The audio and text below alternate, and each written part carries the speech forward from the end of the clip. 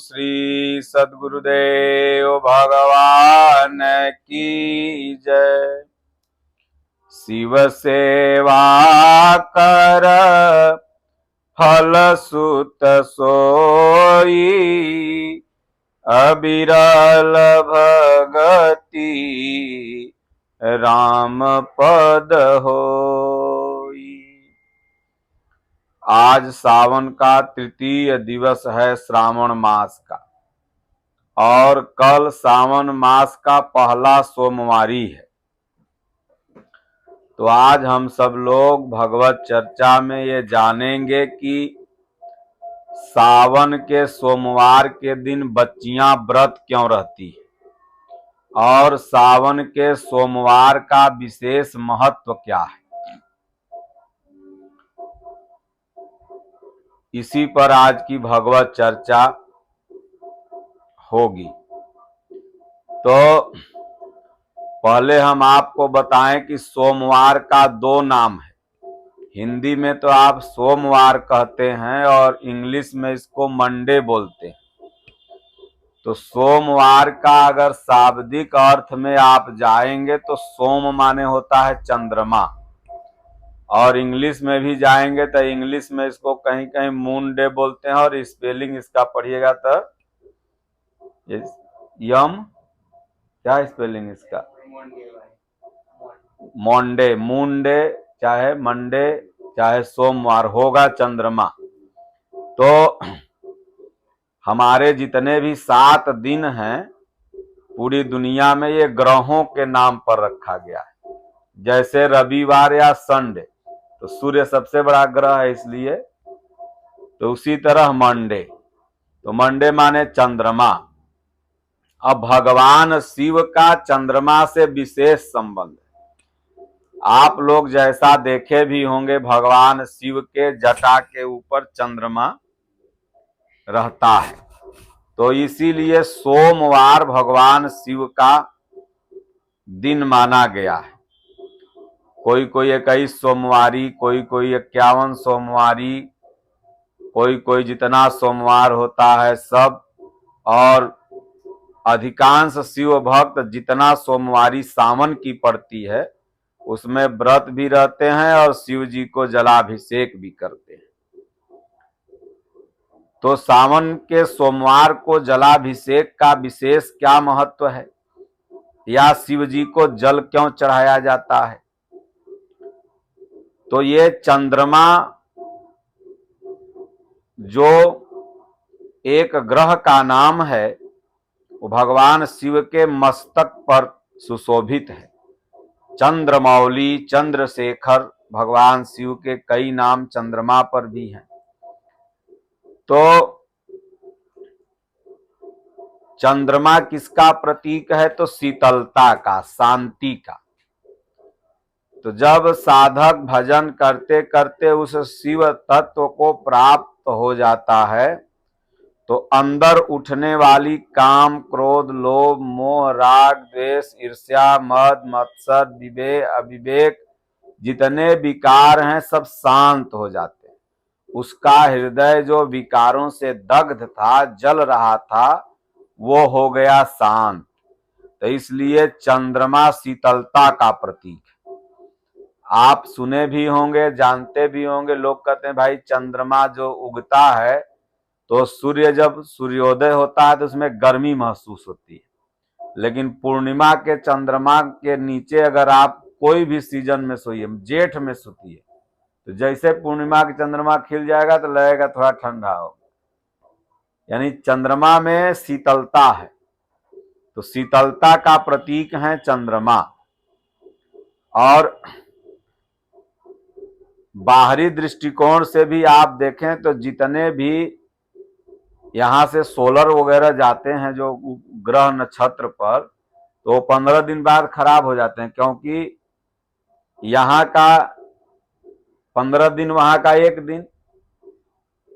तो इसी हिसाब से, क्योंकि वहां हो जाता है ठंडा, वहां तो गर्मी है नहीं, तो सोलर एनर्जी देना बंद कर देता है, क्योंकि सोलर से ही वो पूरे सिस्टम चलते हैं। जो भी फोटो वगैरह भेजना है, लेना है, सैटेलाइट से ये जो चंद्रयान पर जाते हैं ना सब, इधर से यंत्र उपकरण खोज के लिए, तो वो जाते हैं ठंडा, बर्फ हो जाएंगे। इसलिए सारी जानकारियां 15 दिन में जुटा लेते हैं लोग, क्योंकि वहां पर जब 15 दिन बाद आ जाएगी रात तो हो जाएगा वहां पर ठंडा। माइनस से भी ज्यादा टेम्परेचर हो जाता है चंद्रमा का। और सूर्य का टेम्परेचर तो हमेशा, वो तो आग का गोला है, नाप ही नहीं कोई पाया कि कितना है। तो इसलिए भगवान शिव शीतलता के प्रतीक, शिव ही सदगुरु हैं, सदगुरु ही शिव हैं। जब आप शिव की भक्ति करते हैं तो अंदर से विकार खत्म होते हैं, शीतलता प्रदान होती है। तो इसलिए सोमवार भगवान शिव का दिन माना गया।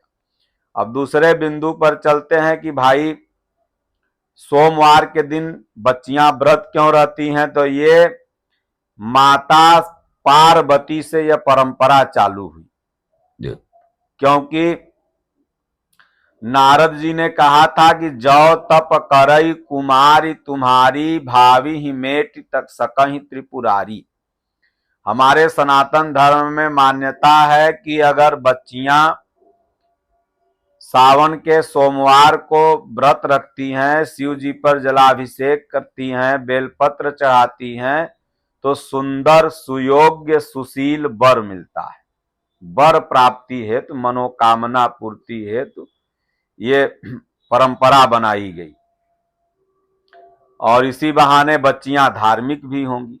और ये परंपरा माता पार्वती से प्रारंभ हुई। तो ये पतिव्रत परंपरा है। माता पार्वती जब व्रत ले भगवान शिव का भजन करने लगी, नाम जप करने लगी, तो तमाम विघ्न आए। हजारों वर्ष तक बेलपाती खाई, हवा पी के रही, पानी पी के रही। और उसके बाद फिर तमाम ऋषियों ने डिगाना भी चाहा कि भाई इस वर को नहीं चुनो, अड़भंगी है, फलना है, ढेकना है। तुम कहूं हम वर नीक विचारा, तुम्हें हम विष्णु भगवान से विवाह करा देंगे, वो सुंदर है। लेकिन माता पार्वती ने कहा नहीं, बरहु शंभु न तरहु कुमारी, कोटि जन्म तक रगड़ हमारी। तो उसी तरह से अगर आज बच्चियों की शादी विवाह अगर किसी घर में भगवान शिव की भक्ति के बाद लग जाता है, तो उनको भी पतिव्रत धर्म का आचरण करना चाहिए, जैसे माता पार्वती ने कहा। ये नहीं कि ससुराल गई, थोड़ा सा लड़ाई हुआ तो तलाक के लिए, थोड़ा सा लड़ाई हुआ तो जहर खा लिए, थोड़ा सा लड़ाई हुआ तो मर्दाने के कटवा के बिगवा दिए, थोड़ा सा लड़ाई हुआ तो जहर दे दिए। बख्तियारपुर की घटना है, बाढ़ की, कल की। एक पत्नी अपने प्रेमी संग मिल करके और पति को काट करके धोबा पुल पर फेंक दिया, आज लाश बरामद हुआ। तो सोचिए कि ये गीता रामायण न पढ़ने के चलते, माता पार्वती के जीवन को न पढ़ने के चलते, सनातन संस्कृति से डिस्कनेक्ट होने के चलते हर गांव में, हर क्षेत्र में इस तरह की समस्या बनी हुई।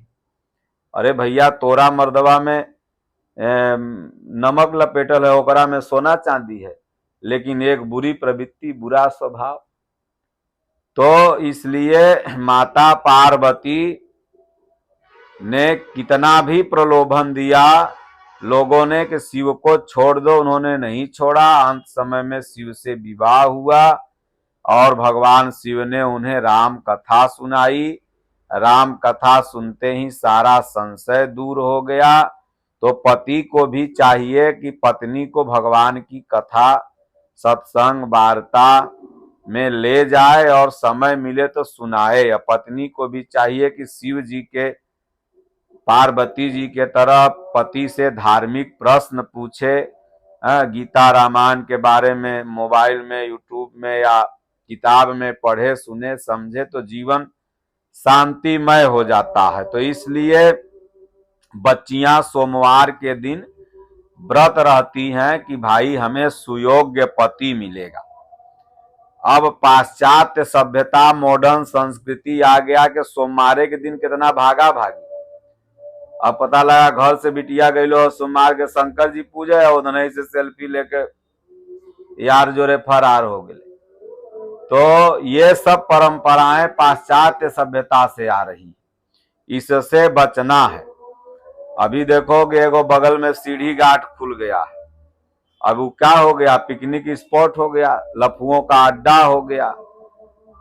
तो इसलिए इन सब चीजों से आपको बचते हुए और संत महात्माओं की संगत करते हुए, अच्छा ज्ञान लेते हुए, और सावन के सोमवार को जल ढारिए कि भाई माता पिता जहां विवाह करा देंगे देख करके वहां पर आपको माता पार्वती के तरह जीवन बिताना होगा। देखिए पार्वती का जब विवाह हो गया तो पार्वती जी अपने ससुरारी गई शंकर जी के साथ, तो वहां गई तो भाई रहे के घर द्वार कहाँ था भोलेनाथ के, कैलाश पर्वत था, और नंदी वंदी मिल के परासे का पत्ता आकाश फूस करके वो झोपड़ी बना दिए कि भाई भोलेनाथ का बियाह हो गया। तो कभी इधर चुए कभी उधर चुए, लेकिन माता पार्वती कहाँ भागी।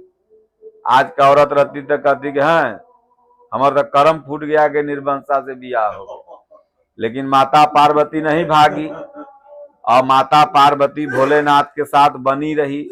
फिर माता पार्वती ने कहा कि भोलेनाथ एक आगो घर द्वार बना दीजिए, तो भोलेनाथ विश्वकर्मा को बुलाए या कुबेर को, कहे भाई एक आगो देखो बना दो हमरे रहने के लिए। तो कुबेर सोचे भाई भोलेनाथ आज तक कुछ कहे नहीं, आज मुंह खोले हैं तो इनको अब एक बढ़िया घर बना देते हैं, पहला बार मुंह खोले हैं तो ऐसा बना देते हैं जहां मच्छर मक्खी एक्को न जाए। तो लंका के बीच में, समुन्दर के बीच में, चारों तरफ से चाहे दक्षिणवा हवा चले, चाहे उत्तरहवा, चाहे पूर्वैया, चाहे पश्चिमैया, जवन हवा चली ठंडा ठंडा बयार वही, भोलेनाथ वही पड़ल नहीं है। तो कुबेर कहेंगे तब ईटा पत्थरा क्या लगाओगे, सोना ही लगा दो हमारे पास बहुत है। तो विश्वकर्मा को सोना के ईट दे दिए तो सोने का लंका बन के तैयार हो गई। गिरही प्रवेश हो गया कि माता पार्वती सोची बढ़िया से रहेंगे, अन्य खिड़की अन्य दरवाजा, तो रावण मांग लिया। अब वो एको बार नहीं डांटी भोलेनाथ क्योंकि तू पगलाल बाड़ा दे दिल कुल होकर। आज की औरत तो खूब डांटती है, वरदान में लंका दे देते हैं आप, लेकिन दे के फिर क्या करें, माता पार्वती साथे चल दी। इसलिए बच्चियों को माता पार्वती से सीखना चाहिए कि अगर स्थिति परिस्थिति बस आपका मर्द पति गरीब है तो उसके साथ सहयोग करके उसे आगे बढ़ाइए, क्योंकि अर्धांगिनी जो होती है वो पति का बल होती है। और अगर अच्छी अर्धांगिनी मिल जाए, अच्छी नारी मिल जाए तो पति भजन करते हुए ईश्वर को भी पालेगा और सांसारिक बुलंदियों ऊंचाइयों को भी पालेगा। तो इसलिए सावन के सोमवार को हमारी बहनें जो भी हैं, बिटिया सब इसीलिए व्रत रखती हैं कि हमें सुंदर सुयोग्य पति मिले, और इसीलिए पति को परमेश्वर समझो, पति को भोलेनाथ समझो। सिर्फ भोलेनाथ को भोलेनाथ मत समझो, जो पति तुम्हें मिला है वो भी तुम्हारे लिए भोलेनाथ है, और उसी की भक्ति उसी का आदेश पालन करोगी तो भोलेनाथ खुश रहेंगे। तो तीसरे प्रश्न पर चलेंगे कि भाई सावन में या शंकर जी को जल क्यों चढ़ाया जाता है। भाई सब देवी देवता के तो कोई के काजू, कोई के किशमिश, कोई के लड्डू, कोई के पेड़ा, कोई के सेव, कोई के अनार। अब भोलेनाथ को केवल जल, तो केवल जल क्यों, गंगा जल क्यों चढ़ाया जाता है। तो कहा जाता है कि जब देवताओं और असुरों का समुद्र मंथन चल रहा था तो समुद्र मंथन में क्या हुआ कि सबसे पहले विष निकला। तो विष निकला, हलाहल विष, एकदम कोई सूंघ ले तो मर जाए, जैसे वो भी जहर है कि उसका टेस्ट आज तक कोई नहीं बता पाया, उससे भी खतरनाक विष। सब अब सोचे कि बाप रे बाप ये विष निकला है, हम लोग तो मरिए जाएंगे, इस सृष्टि में जहां तक फैलेगा कि कोरोना वायरस से भी खतरनाक है, सब खत्म हो जाएगा, परमाणु बम से भी खतरनाक है। तब क्या करें भाई? तो सब कहें भाई शंकर जी सीधा साधा देवता है, और देवता तो कोई तैयार नहीं हुआ पीने के लिए। ओम नमः शिवाय, ओम नमः शिवाय, सब लगे जपने। भोलेनाथ प्रकट हो गए। भोलेनाथ ने कहा अरे भैया क्या बात है, काहेला पुकार रहा है? सब तो कहें भोलेनाथ ही पहले विष निकला है। तो भोलेनाथ कहें भाई हम तो राम राम जपते हैं, तो पहले भौर दम नीचे राम राम जप लिए। जैसे भौर दम पहले भोज में जाते हो तो रसगुल्ला खा लेते हो, तो पहले रसगुल्ला, बुनिया पूरी तो रोज आदमी खाता, रसगुल्ला पहले मिलेगा, भर दम राम राम जप लिए, नीचे एकदम राम राम राम से भर गया। तब ऊपर डाल लिए 20। तो जब नीचे राम भरल है तो ऊपर 20 सरवा क्या करेगा? वो अंदर जेबे नहीं करेगा। और ऊपर से फिर राम राम जप रहे हैं, तो ऊपरों राम नीचहू राम, ऐने हो गए 20 राम। 20 राम हो गए, जैसे चक्की में आटा पिसा जाए तो 20 हो गया अमृत। इसलिए भगवान शिव का एक नाम नीलकंठ। तो लोग कहा कि जब माथा में विष पिए तो माथा भोलेनाथ का गर्म हो गया। तो देवता लोग बगल में बल्टी बल्टी बल्टी बल्टी, भाई गंगा माई तो समुद्र में जाके मिली है गंगा सागर में, और बल्टिए बल्टी लिया के लगे डाले। जैसे आदमी बेहोश हो जाए तो कैसे जल छिटने लगता है माथा पर, तो देवता लोग लगे डालने। तब भोलेनाथ को कुछ होश आया, तो वह दिन से परंपरा बन गया कि भाई भोलेनाथ का जल चढ़ाओ। तो ये तो बाहरी हो गया। आध्यात्मिक मतलब है कि जब भजन करने लगता है कोई जीव, ये समुद्र मंथन भजन है। समुद्र मंथन का मतलब ये संसार ही समुद्र है और इसको हमें पार होना है। तो इस पर जब विचार करने लगोगे कैसे पार होना है, तो में देवता और असुर दोनों विचार करते हैं मिलके, दैविक संपद और आसुरी संपद।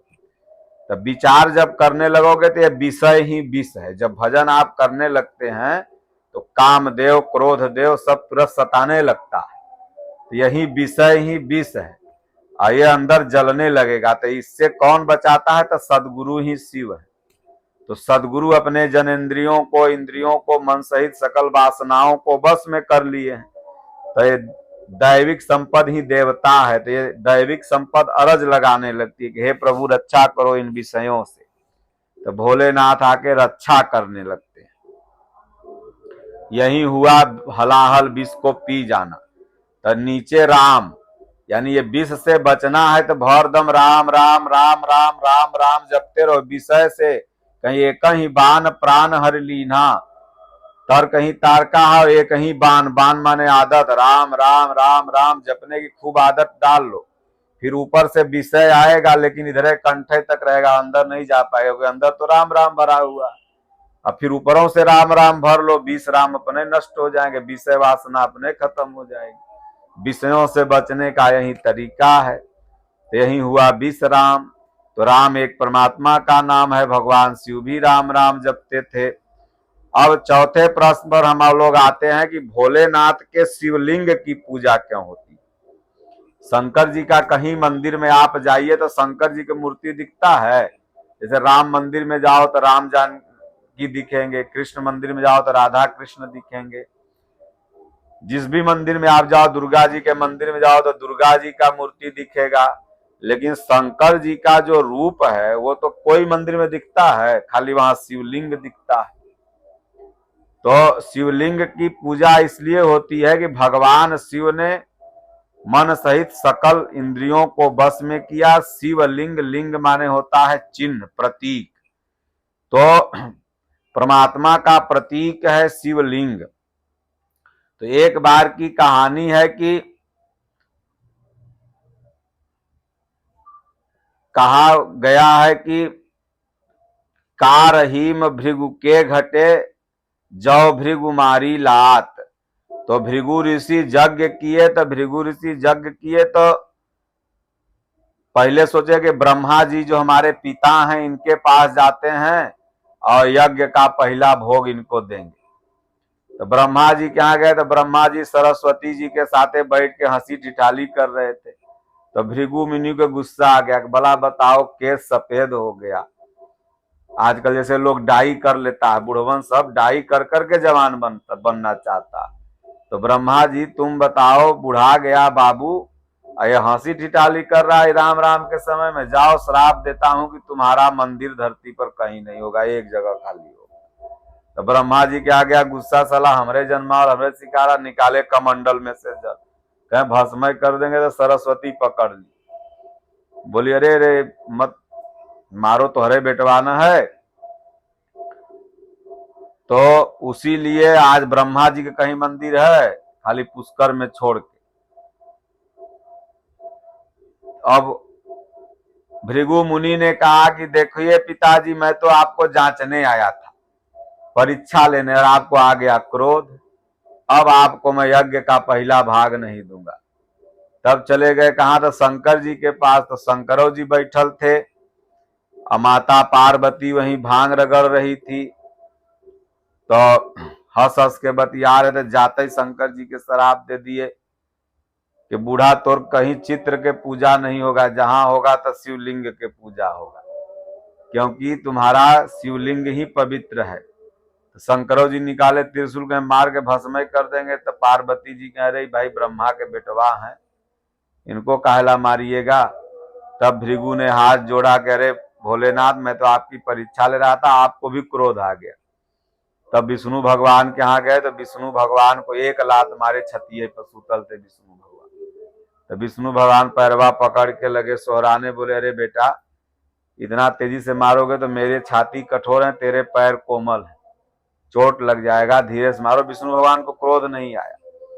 तब भृगु जी ने उन्हीं को माला पहना दिया, बोले यज्ञ का भाग आप लीजिए।